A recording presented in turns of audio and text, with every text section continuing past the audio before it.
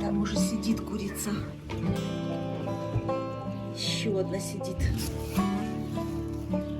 Рядом свободные гнезда хотят в одно, самое лучшее. А здесь гнездо с дыркой.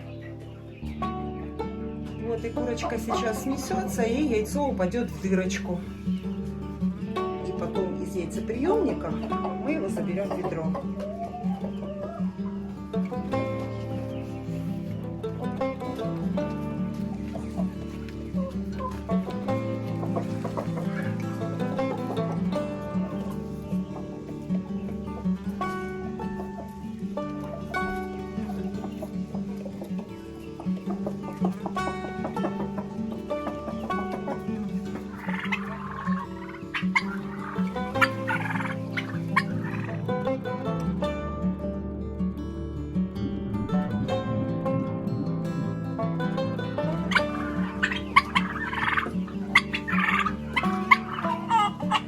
Выпустила индюков, чтобы они немножко погуляли на улице.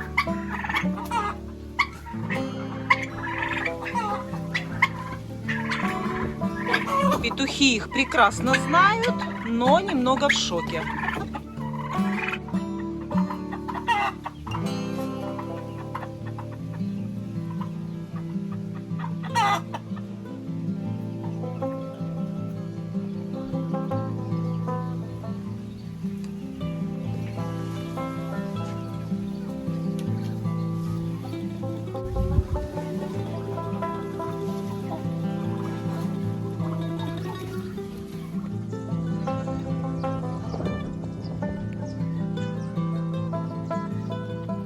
Первое июля. Меня очень многие просят показать состояние моей теплицы, сделать обзор теплицы. Обязательно, как только созреет первый помидор, и вы узнаете, кто победитель в этом сезоне, кто первый, самый первый поспеет. Мне тоже это интересно. Ну, а так как вы все просите, я просто так бегло покажу свою помидорную теплицу. Останавливаться на каждом сорте я не буду, потому что у меня в теплице очень много сортов разных. Каждый куст это отдельный сорт. То есть в самой теплице у меня около 40 сортов. Самые, которые меня впечатлили, я сейчас вам покажу их в зеленом состоянии. Конечно же, в теплице у меня стоит ведро, в которое я складываю и секатор обязательно. Ничего не обрывайте руками. Это очень больно помидору.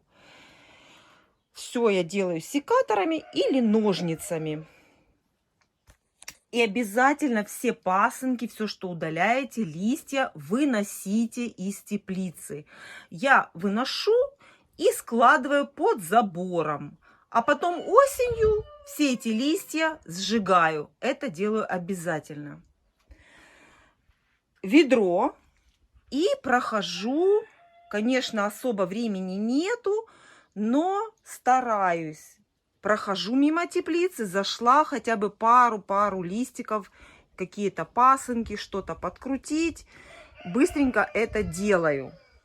В этом году я вам рассказывала, что я посадила помидоры по-другому, не так, как всегда, не так, как каждый год. Я их посадила ближе к стеночке. Все помидоры у меня в каждом ряду посажены ближе к стене теплицы для того, чтобы по мере роста помидор направлять их к центру теплицы. И таким способом мы продлеваем сроки созревания, наливания плодов. То есть мы получим плоды даже на помидорах, на кистях, которые образуются под самой крышей, которые обычно уже пекутся солнцем и не успевают созреть осенью. И теперь по мере роста вот так вот приспускаю вот так вот стволы и направляю их к центру. Поэтому помидоры, посаженные ближе к стеночке, постепенно за лето у меня приобретают вот такой наклон. И теперь что у нас получается по мере роста под стеночкой? Вот смотрите, образовался вот такой красивый свободный проход, где я даже могу проходить и ухаживать за помидорами с этой стороны. Хотя раньше я этого делать не могла, потому что здесь были сплошные заросли. А так как мы посадили помидоры ближе к стенке, и вот так приспуская, видите, все, хочется сказать, лозы, как в винограде, то есть ствол помидора ложится вдоль земли, ни в коем случае не на землю, не касается земли. И прогибаясь, подвязывается к центру. Единственный минус этого всего мероприятия то, что очень маленький получается проход, и постоянно нужно здесь прорезать листья. Сразу, когда я прихожу в теплицу, я первым делом прорезаю здесь листья, чтобы было проветривание, чтобы с одной двери и с вот этой двери образовывался сквозняк. Этот сквозняк нам нужен еще и для того, чтобы хорошо запылялись цветочки. Когда у нас помидорчик вот так шевелится на сквозняке, это гарантия того, что 100% здесь будет помидор, а не просто цветочек отцветет и засохнет и отпадет. Если будет сквознячок вот такой, это называется вот такое, не нужно ходить вот так трясти помидорами. Здесь все происходит само собой, когда открыты две двери. Ну, это я вам рассказала по уходу, который у меня сейчас на 1 июля проходит. И вот жду уже, вот-вот уже скоро должны созревать вот такие кисти. И хочу вам немножко, хотя бы немножечко, по вот самим вот таким вот урожайным хочется назвать несколько сортов. Понятно, что все помидоры, которые растут у меня в теплице, по названиям не смогу назвать, это очень много. Буду вам рассказывать по мере созревания помидоров. Буду, когда убирать урожай, буду срезать готовые, спелые, красивые помидоры, конечно, буду называть их названия. А сейчас буду вот так вот, которые меня очень впечатлили, вам сейчас буду говорить. Начну сразу с вот этого низкорослого помидора, который был у меня и в прошлом году, и мною уже проверенный. И поэтому я его посадила в этом году. И посадила, причем сразу несколько кустов. Хотя в теплице я стараюсь хотя бы по одному кустику каждого сорта посадить, чтобы все поместились. Но это Беллис. Это помидор Беллис, который не откажусь от него и в следующем году. Вот такие кисти. Ничего я ему не делаю. Он сам растет, сам себе тут принадлежит.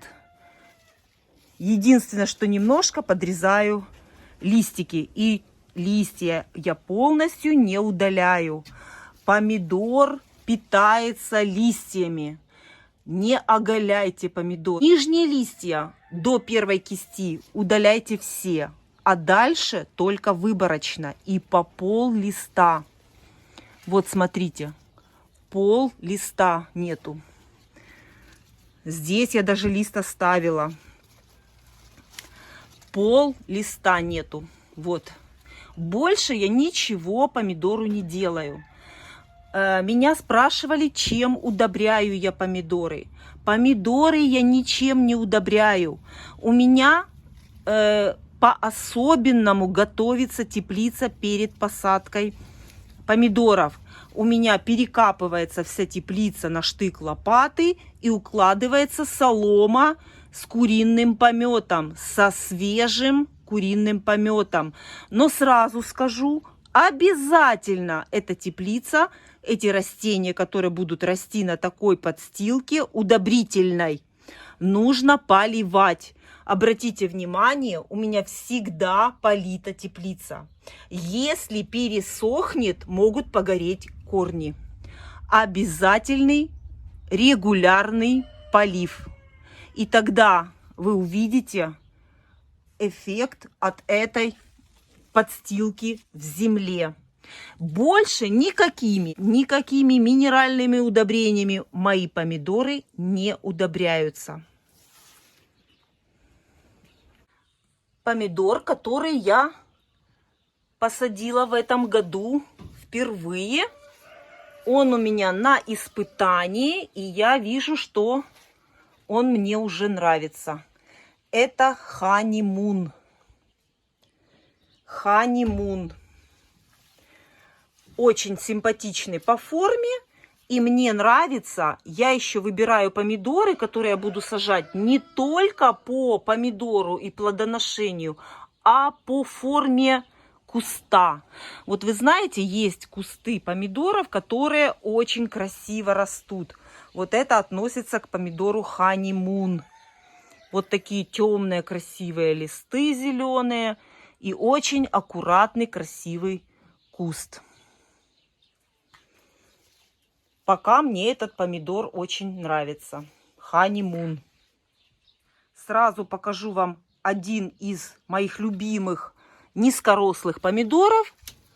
Вот, смотрите. Я думаю, что здесь будет рекордсмен по созреваемости. То есть я думаю, что здесь будет самый первый созревший помидор.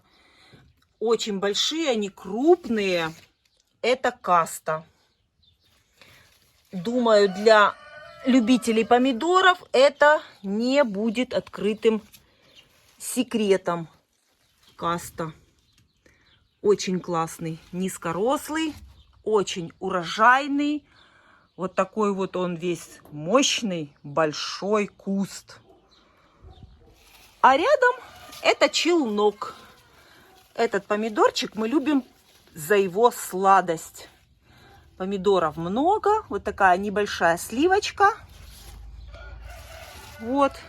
Небольшая сливочка, но они очень-очень сладкие. Этот помидор челнок для любителей сладких помидоров.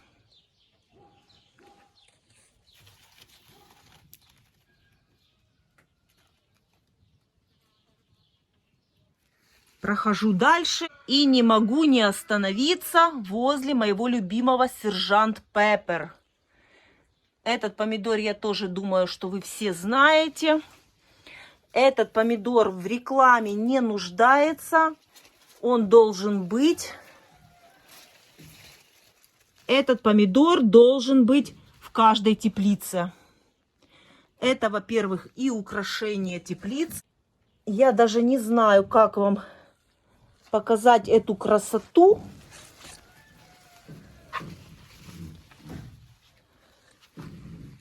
Пока они зеленые, конечно, их не видно.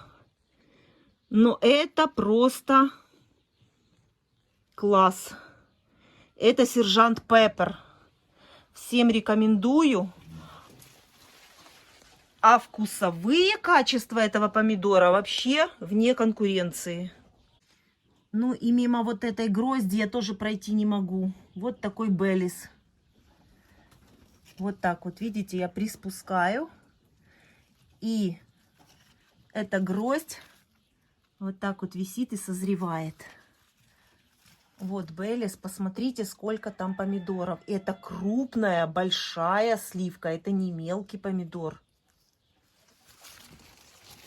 Вот с этой стороны вот хорошо видно. Смотрите, сколько плодов. От этого помидора отказаться в следующем сезоне невозможно. Вот помидор. Следующий у нас это пеканет. Вот такая красота.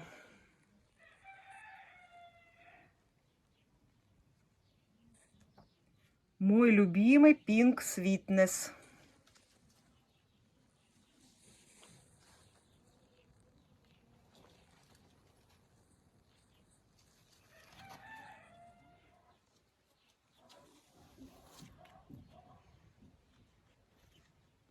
Это тоже Pink Sweetness.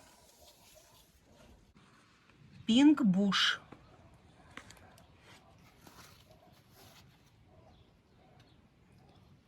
Так как вовремя открыты были двери теплицы, завязались даже самые нижние кисти. Это очень важно, вовремя открыть двери теплицы, чтобы не было здесь душно, очень жарко, и чтобы первая кисть завязалась, а не отсохла и отпала. Вот я приспустила уже очень длинный ствол помидора. И получается, что у меня уже плоды лежат на земле. Это очень плохо. Надо что-то подложить. Это сорт Карнабел. Вот такая крупная сливка. И они завязываются, и завязываются, и уже этот помидор под самой крышей. Помидор в этом году первый раз сажала я, и мне он очень нравится. Помидоров видимо-невидимо. И до самого верха. Этот помидор называется торсида. Посмотрите, сколько много. Не знаю, как показать. Вот это все, это торсида.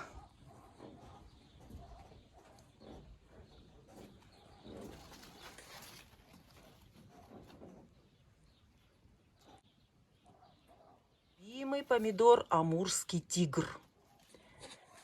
В этом году его немного покрутила. Сложноцветные были цветки. Их желательно обрывать, такие цветки, но я ничего не обрываю. Какие будут помидоры, такие и будем с удовольствием кушать. Это амурский тигр. Тоже первый раз сажала этот помидор в этом году. Это манистелла. Это помидор манистелла.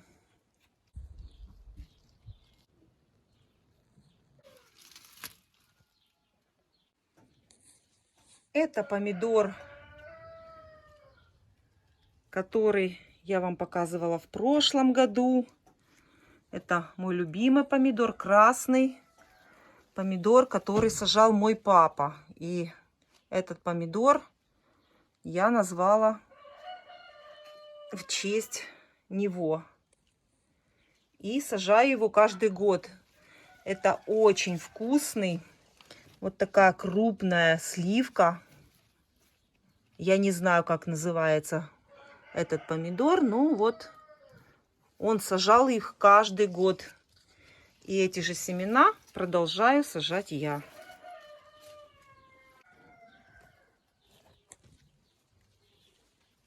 Когда помидоры зеленые, их не особо видно. Но здесь их очень-очень много. Помидор Мадрид. Вот такой. Крупненький такой. Сажаю его первый год. Этот помидор у меня на испытании.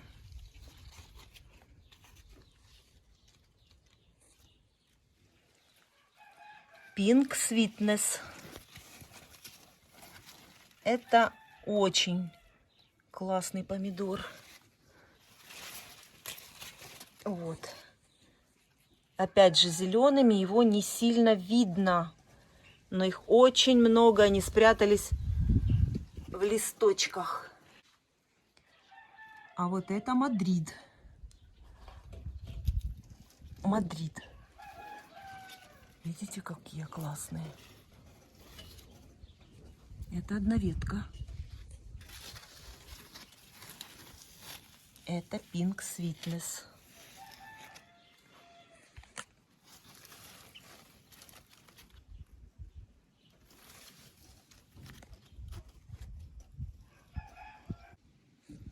Это помидор Айдар. Его я посадила в этом году впервые. Вот, посмотрите. Это такая тоже крупная сливка, но более удлиненная. Вот такая.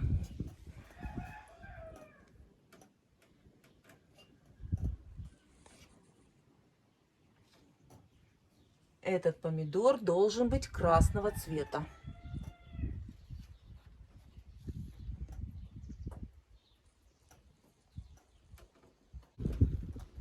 Помидоров действительно много.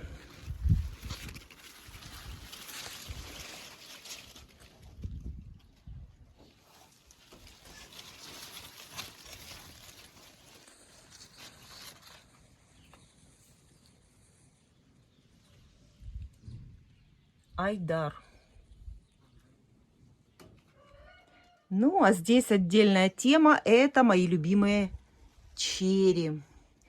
Черри у меня в этом году 3 сортов.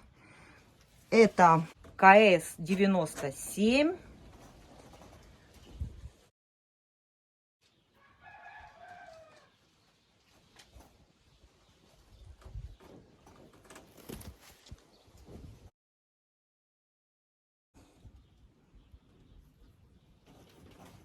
Вот такая красота. В этом году меня удивил. Посмотрите, что творит. Какая красота.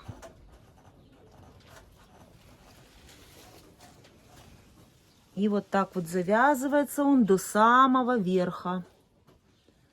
Очень много кистей. А вот это КС-97. Уже кисти лежат на полу.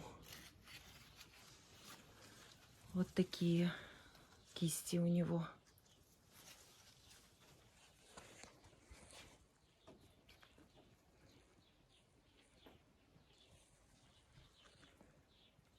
Очень-очень много цветет еще. КС-97. Это черри желтого цвета.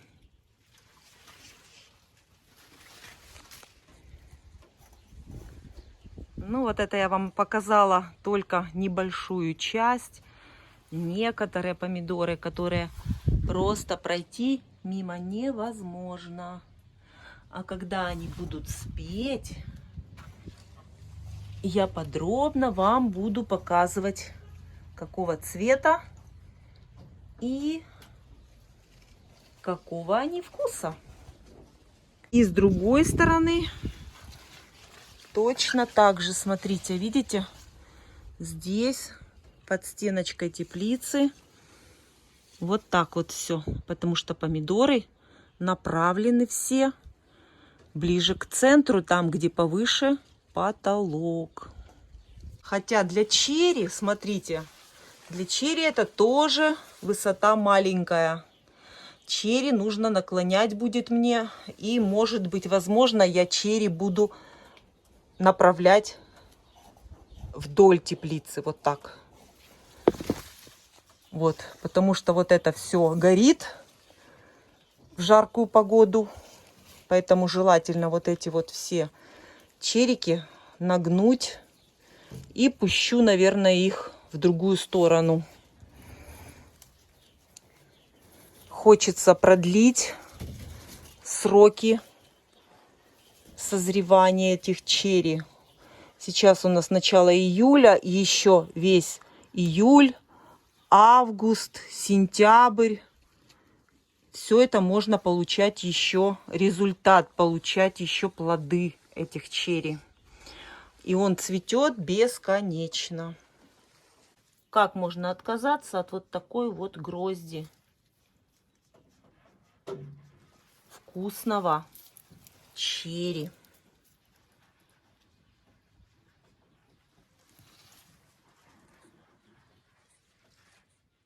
Убираю пасынки, закручиваю на нитку, срезаю все листья, которые касаются земли, и до первой кисти, а все остальные листья только частично, по половинке листочка. Вот так. Все. Потому что вот этот лист, он питает помидор. И тогда помидор получается того вкуса, который он должен быть. Он должен быть вкусный помидор.